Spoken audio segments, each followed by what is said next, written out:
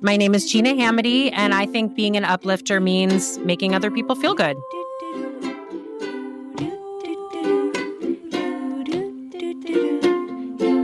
I met Alma almost 15 years ago, and anyone who knows her knows she's a force of nature. She's not one to sit on the sidelines and wait for other people to get things done. She's all in, helping to create change and advocate for those who may not have a voice. Her tireless work in the disability rights space is beyond impressive, and I've witnessed firsthand how she can help create awareness, inspire others, and make change happen. Alma is someone who is very well known in our community, and you can't really walk down the block without her knowing just about everyone. I know I speak for many others when I say Montclair, New Jersey is lucky to have her. Welcome to the Uplifters podcast, Alma Schneider. Thank you for joining me today. Thank you so much for having me. What an honor. Oh, it's my absolute joy. Tell us a little bit about you and your uplifting. Well, I am a mother of four. I am the founder of a few different organizations, one of which is called 1in6support.org, where I do a lot of work around helping families with children with disabilities. Because we both have children with disabilities, and our goal is to help people be able to have a lot less stress and a lot more joy than we had in the early stages. So I spend a lot of my time, and have for many years, close to 2 decades, doing all sorts of work around community, not just about disability and helping people with their journey with disability, but also just enjoying life in the ways that I enjoy my life. So that has to do with cooking, that has to do with music, and it has to do with disability. So it sounds like you're doing lots of different things. And you said, I pursue work that is related to what I'm interested in.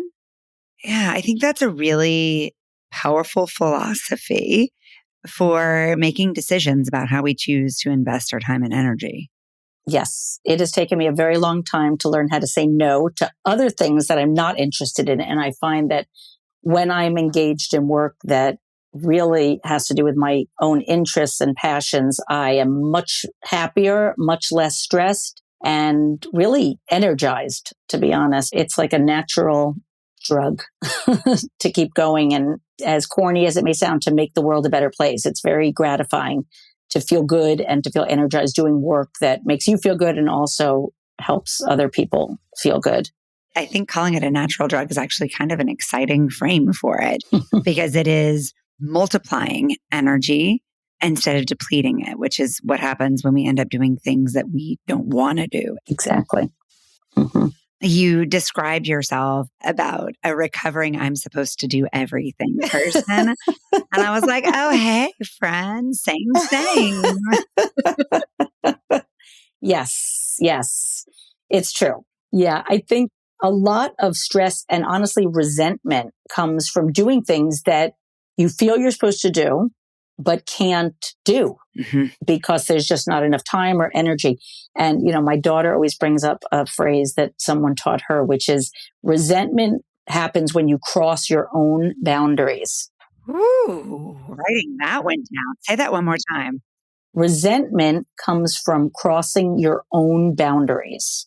Nobody's forcing me to do anything. But when I put myself in a position, and I've done that for, many years, not even realizing that I have that in my head that, oh, I'm supposed to be doing this and I'm supposed to be this kind of mother and I'm supposed to take these kinds of actions because that's just what you're supposed to do.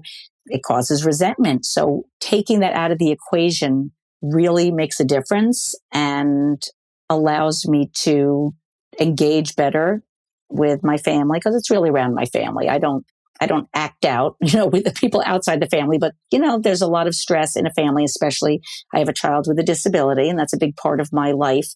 And that really does have ripple effects into the other members of the family and expectations that I have for them or for myself with them. Taking out the I'm supposed to really does allow me to engage better with everyone. It took me a really long time to feel that it was okay to say, I'm not comfortable doing this, or this is too much for me, or I need help. Yeah, I think that's so true for so many uplifters. We're capable people. Yes. Just because you're capable doesn't mean you should do it That's right. or that you need to do it. And that's sort of how I thought they went hand in hand, and they don't. Yeah. I think it's actually pretty dangerous, isn't it? To, Yes, to believe that, because not only do we take on more than we can carry, we take away what needs to be carried by others so that they can develop their strength by lifting. exactly. I went to a workshop and the presenters said, if somebody asks you to write them a letter of recommendation, if you say to them, great, I'm happy to do that. Why don't you write me the letter of recommendation and I'll edit it? I don't know if this is an actual statistic, but it seems like it in my life. 80%, he said, of the people will try to find someone else who will just do it for them, the whole thing. And do you really want to take your precious time doing that for someone who wouldn't even do the draft themselves when you were doing them a favor? And that really put things into perspective for me, because I was the person who would, of course, I'll write you a letter of recommendation. And so I have completely changed that behavior. So I don't do things for people anymore unless they're meeting me at least halfway, Mm. if they can meet me halfway. My time is precious and I want to focus it on my family, and I want to focus my time on things that are uplifting. Yes, because it is always a trade off. Yes. And I think in the moment, if we are programmed to say yes, Mm-hmm. we say it so quickly that we don't take the moment to say, like, what am I giving up here? Exactly. Oftentimes it is taking from the highest priority to give it to a low priority. I think the resentment thing is really powerful. So, what does it look or sound like for you mentally, physically, when you are experiencing resentment? Oh, people are, I'm being taken for granted in my family. And again, this is really related to marriage, related to the kids or other people. The difference is I wouldn't get angry at other people. I would just feel the resentment instead of stepping back and saying, what is not okay with the situation? And just the idea of not even being aware of it because it's so ingrained in you by society, by our own families. My mother had 7 children. She did everything herself, everything. She didn't ever have a babysitter for us. And so for me, I thought it was cushy to have a babysitter. In my head, like, why'd you have kids if you're going to have other people watch them all the time? I have really changed my tune on because I didn't know any better. I only had what was modeled for me. And it took me a really long time. And the only way that I realized that I was putting too much on myself and that it wasn't typical is through therapy. Being in therapy, realizing that I am allowed, I don't have to do it. I'm putting that pressure on myself. Nobody was putting it on me. I was putting it on myself because I thought that that's what made you a good wife. That's what made you a good mother. That's what made you a good friend. That's what made you a good worker. To take everything on and say yes, and to just do it because you're supposed to, because you're capable and you're a responsible person. I've always been yes, I'll do that for you. I'm able to do it, but being able to does not mean we need to do it or that we should do it. So it's very hard to figure it out on your own. I think it's almost impossible if that's in your DNA from growing up. So I really recommend that everyone, seek counsel if they're not feeling at their best. Not feeling your best. That's sort of the universal symptom. I am not my Yes. best in these situations. Mm-hmm. And whether it's through self reflection or reflection with others, trying to understand what context aggravates the symptom. You got to take a step back and really, and honestly, it really does, whether talking to a good friend or talking to a therapist, it's always good. I think listening to someone who's objective is always best in my opinion. But if they're a good therapist, because not all therapists are good. And I'm a therapist, so I can say that. It's really important though, right? Yes. Because Mm-hmm. if you go to one therapist who doesn't feel like a fit and you believe that's what therapy is, then therapy is not good. Yes. Right. But if you Mm-hmm. have this awareness that all therapists are different and Mm-hmm. you are going to find the one that's right for you with experimentation, it opens up the willingness to explore. Community is really a theme through all of the work you've done. Mm-hmm. So Tell me about your beliefs around community at this point in your life. I feel that community is the most important piece of life, whether you're an introvert or an extrovert, because community doesn't mean that you're fully engaged and doing everything that everyone else is doing. It's just being a part of something, and you could be a silent part of that. You could be an engaged part of that, but feeling like you belong is vital. And I've really crystallized that in my mind from all the different work I've done, because I've dealt with all different kinds of people in all different kinds of situations. And there seems to be a common theme there. I think we're all social beings to a certain extent. And if we're not social beings, I think we have to look at that and see, is that really our nature, or is that some kind of an anxiety or a reluctance for another reason? And it is something to be looked at, and I don't want to speak in sweeping generalizations, because some people really do prefer just to be by themselves. I did research on Weight Watchers workshops for 18 years. And I was always fascinated by how quickly people said, no, that's definitely not for me. And then if you would get them to walk in the door once and be a part of community just once, they were like, oh, this is for me. I want more of this. Now, that wasn't always true. Just like psychologists, they're all very different. And so it was about finding the place that was the right fit for you. People were so much more open to the idea once they experienced it. Yes. As a therapist, it's really interesting to ponder all of these things, because for the most part, we're all the same. We all just want to belong, and we all just want to feel good. There's no rocket science to this. We don't want to be isolated. We want to be with other people, and we're at our best when we don't feel judged and we're accepted and people like us. It's as simple as that. It really is. And if we feel safe in whatever community we're talking about, we are going to be able to do much more, because when we're stressed, I think we all know that we can't focus on anything if we're stressed. We need to feel safe and comfortable in order to move forward. We did our first live event back in May, and we had 100 uplifters in a room. And I opened by saying, wow, y'all, let's just accept that we all feel a little bit awkward and a little bit uncertain about what it's going to be like to talk to a bunch of strangers. How about we just acknowledge that that's a part of being human? Yes. And accept that we're not going to get to the really beautiful stuff unless we can just let being awkward and a little bit uncomfortable and a little bit out of our normal be a part of the journey, instead of an alarm bell or a sign that we're in the wrong place doing the wrong thing and we should flee. Yes. I do think that part of that does come with age and experience. Yeah. I feel that that's something very important, to be outside of yourself and to be able to, I love to help people. Somebody once called me a yenta because I was trying to connect him with people that would help him. And I was so offended and so hurt, but I turned it around and I thought, what am I trying to get out of this? It makes me feel good to help people. In our culture, people are very suspicious of people who simply want to help other people. And I think that honestly, you have to get over that if you're going to be an uplifter. I love to connect people. I got comfortable with my identity being a connector after I read Malcolm Gladwell's book, The Tipping Point. He described my identity to a T. He talked about how different people in every culture are followers, leaders, trendsetters.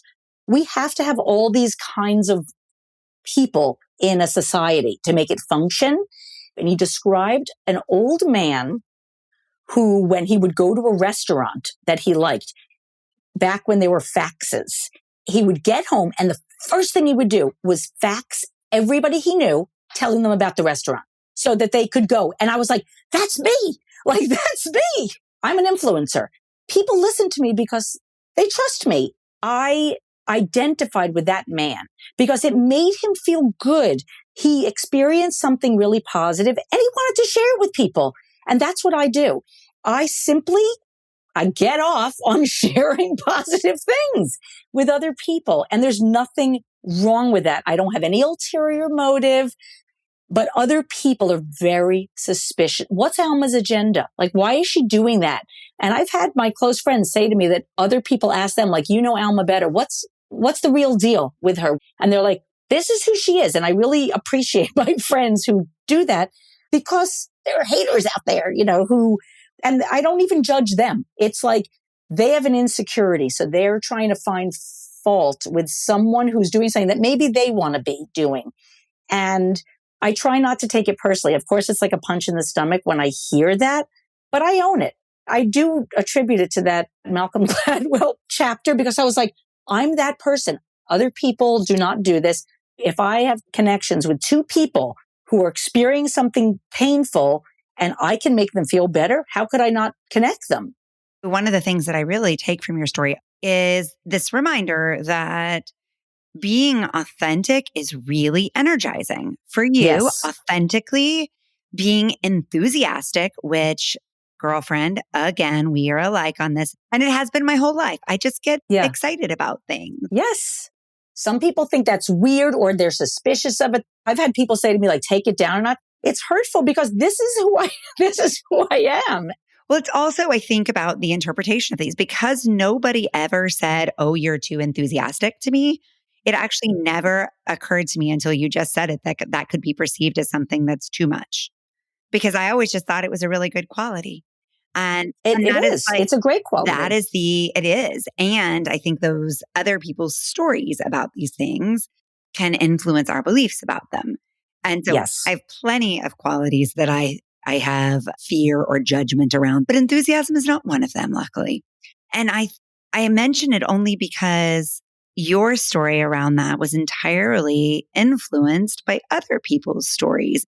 And so to accept other people where they are and how they show up. And then the authenticity to me comes through as you talk about really just being your fabulous, connective, enthusiastic self without apology. Yeah, it's without apology. It's like, this is, I like that. The other ways that I hear authenticity in this is you are somebody who has a really multifaceted career. And there is a bit of a story in our world right now, or maybe it's kind of an old story of you should pick one thing and you should have your 10-second elevator pitch and it should all make perfect logical sense. Mm-hmm. And I think what I hear in your story is, yeah, I have these 8 things that I do and they all light up different parts of me. Yes. And they all fuel one another.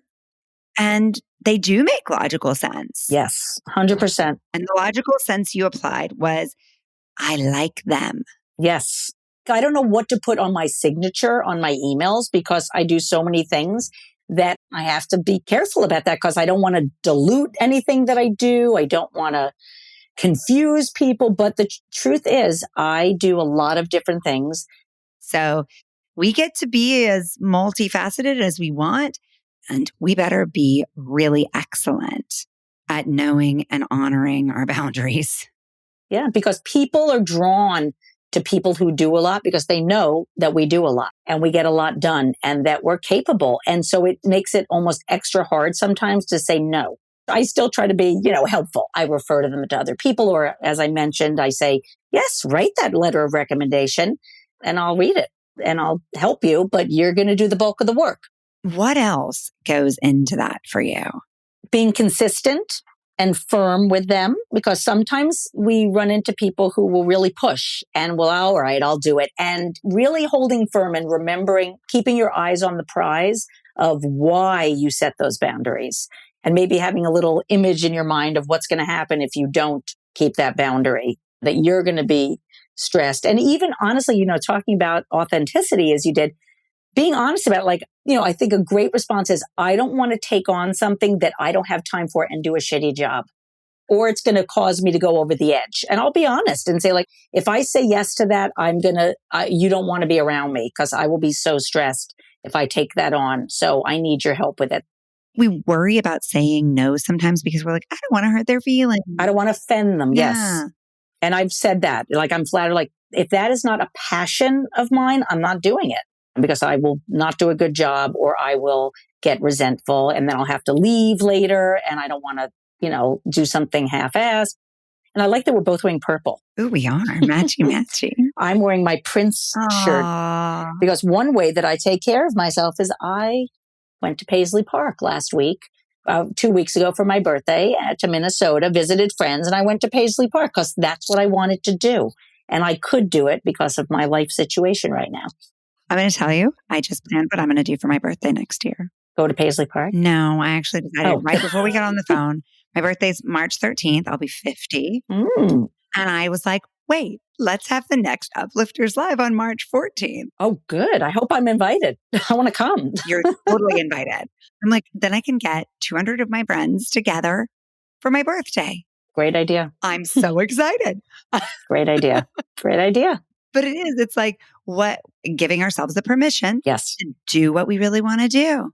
And then other people say, wow, you're gone all the time. And of course, there's a little piece of me inside like, oh, that's a judgment. And I'm like, that's my own narrative. Because if I said, I would never say that to someone because I would feel like it was an insult because I would only be saying it because why would somebody say that if they're not saying, like, if I would say like, oh my God, that's amazing that you're traveling so much. It's very interesting, but it's easy to turn it on ourselves. I have a son who has a very serious syndrome that takes tremendous vigilance. He has a diagnosis of Prader-Willi syndrome, and it requires a tremendous amount of vigilance. I have to be on him all the time to make sure that he's safe. And he got into a residential program that took me 5 years to get him into.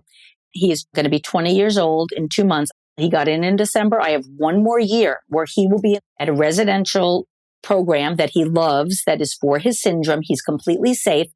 And I am traveling nonstop. I am doing all sorts of wonderful things while I have this time. So yes, I am living my life because I've spent the last 20 years kind of chained to the house for the most part. I'm really taking care of myself in that way, doing whatever I want to do. Pot is legal. I've leaned into that to make my days, more fun sometimes or just relaxing if I feel like it. I'm really thinking about what would make me feel good right now. I have ice cream cones in the middle of the day, things like that I just don't do because I can't because of my situation with my son. So that's a real self-care. I really implore people when they have the time, don't do the laundry. Really think about what is going to make me feel good right now. And I often tell people to do that in between the shit shows that happen with children with disabilities. Even if you're with the kid, if you're going through a good period with them, really acknowledge it to yourself and take advantage of it whatever way you can, because it's not going to be like that in a month or in a week. You never know when there are going to be troubles with your kid with disabilities. Really embrace the joyful activities between those moments, because it is a between those moments, because it's ongoing. One of my favorite questions is, what is this moment perfect for? I like that. Right? Because so often we're like, well, I want this moment to be cool so that I can go for a nice long walk. And I'm like, well, it's really hot. Yeah. So what is this hot moment perfect for? It's perfect that's for great. big sunglasses and sunglasses. I'm writing that one down. That's great. I'm writing it down right now. You're living it. Yeah. It's really cool and really exciting to hear. Thank you. And for those out there listening who are curious to learn more about the syndrome that Alma mentioned, Jessica Pate's episode on our podcast goes deep into Prader-Willi syndrome. It was where I learned about it. And I think this idea for all of us to consider, how do I bring myself some joy in the middle of hard times? Because we will all have hard times and they can feel like drowning. Mm-hmm. And you've got a moment where you are able to come up for air. So instead of holding your breath. Yes, he's coming back. He's coming back. It's going to be so hard. I am taking this time to do both. Like, I'm going to have to plan for when he comes back, but I'm really, really invested in doing. I went to India a few months ago, a lifelong dream. I went for 2 weeks. Even if people don't have money to go to India, there are other things that one can do to really take advantage of the good times. What vital inspiration for all uplifters. I'm so glad to meet you, Alma. I'm so glad Jackie nominated you. Happy belated birthday. Thank you. And thank you so much for sharing your very honest experience with us. It's so relatable. Thank you. And it does exactly what you aim to do. It validates and normalizes being an authentic human who feels awkward, who feels self-conscious, who wants to be happy and connected. Uplifters, thank you for listening. Let's go be awkward. Let's be bold. Thank you for listening to the Uplifters podcast. If you're getting a boost from these episodes, please share them with the uplifters in your life and then join us in conversation over at theuplifterspodcast.com. Head over to Spotify, Apple Podcast, or wherever you get your podcast and like, follow, and rate our show. It'll really help us connect with more uplifters, and it'll ensure you never miss one of these beautiful stories. Mwah! Big love. Painted water sunshine with rosemary and thyme. Dwell in the perplexing, though you find it vexing. Toss a star and hover, be your own best lover. Relish in a new prime, plant a tree in springtime. Dance with idle hindsight, bring the sun to twilight. Lift you up, whoa. Lift you up, whoa. Lift you up, whoa. Lift you up. Lift you up, whoa. Lift you up, whoa. Lift you up, whoa. Lift you up.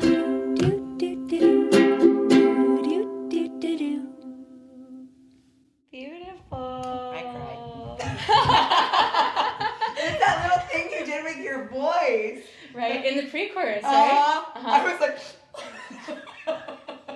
Mommy, I had to cry quietly. Mommy, stop crying. You're disturbing the peace.